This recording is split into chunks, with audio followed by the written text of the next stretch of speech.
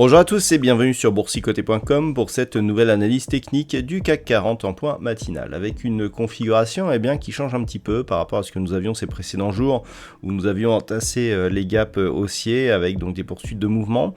Donc hier je vous confirmais le franchissement ici des 6670 points avec l'inscription de ce point haut significatif ici qui nous faisait sortir de cette dynamique baissière et donc on a un mouvement de consolidation aujourd'hui.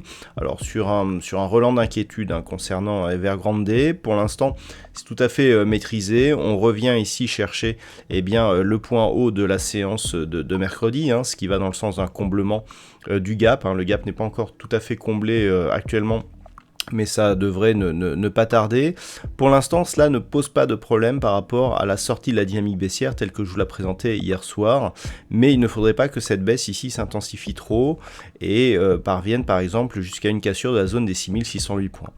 Actuellement, au niveau des indicateurs techniques, on est donc sur un signal de retournement de tendance. Alors c'est assez léger, on a juste ici les histogrammes du MACD qui se retournent. Du point de vue du RSI, on reste ici en zone neutre, donc un signal qui n'est pas spécialement puissant.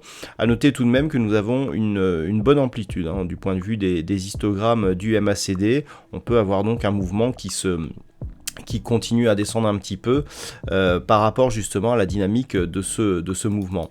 Alors, par rapport à cette configuration, si on trace ici les retracements de Fibonacci, cela va nous permettre de donner des repères. Et ce que nous pouvons constater, c'est que nous sommes déjà ici sur un test du retracement à 23,6% de Fibonacci. Regardez ce point, il est très intéressant techniquement. Il y a peu, je vous traçais ici cette résistance oblique qui concentrait ici plusieurs contacts avec la zone supérieure de l'évolution baissière précédente. Là, nous avons donc des cours qui reviennent sur cette résistance oblique qui pourrait se transformer en support. Regardez ici ce retracement de Fibonacci à 23,6%, il s'inscrit sur le point haut de la semaine de mercredi. Et donc par rapport à cette configuration, elle est très intéressante parce qu'elle nous donne un point où énormément de points techniques convergent. Donc on a ce retracement, on a la résistance, on a le gap. Et le fait par exemple de venir ici tester cette zone et de se stabiliser, nous donne aussi une convergence de configuration technique en termes de probabilité d'évolution. À savoir, tant que nous sommes ici sur une dynamique haussière qui consolide entre le point haut et les 23,6% de Fibonacci, on peut parler de consolidation horizontale, sans retournement, et donc on peut très bien ici évoluer entre ces deux zones, même si la zone ici est 6670 points, elle est enfoncée. Donc tant qu'on est là, pas de gravité. Par contre, sur rupture ici, sur rupture du retracement à 23,6% de Fibonacci, on aurait donc d'une part la rupture de ce retracement, mais surtout la cassure ici de cette ancienne résistance qui devrait s'imposer comme support pour valider la sortie de la dynamique baissière. Et en cas de cassure donc de cette zone, de la zone de retracement, l'objectif c'est un retracement à 38,2% de Fibonacci qui se situe ici à 65,93, donc c'est le pointillé vert qui évolue ici au niveau de ma croix. Et là, les choses changent un petit peu puisque donc il y aurait comblement de ce gap. Et regardez le 38,2, encore une fois, à quoi il correspond. Alors on n'est pas très loin de la zone des 6608 points, mais surtout c'est le haut du gap que nous avons eu entre mardi et mercredi.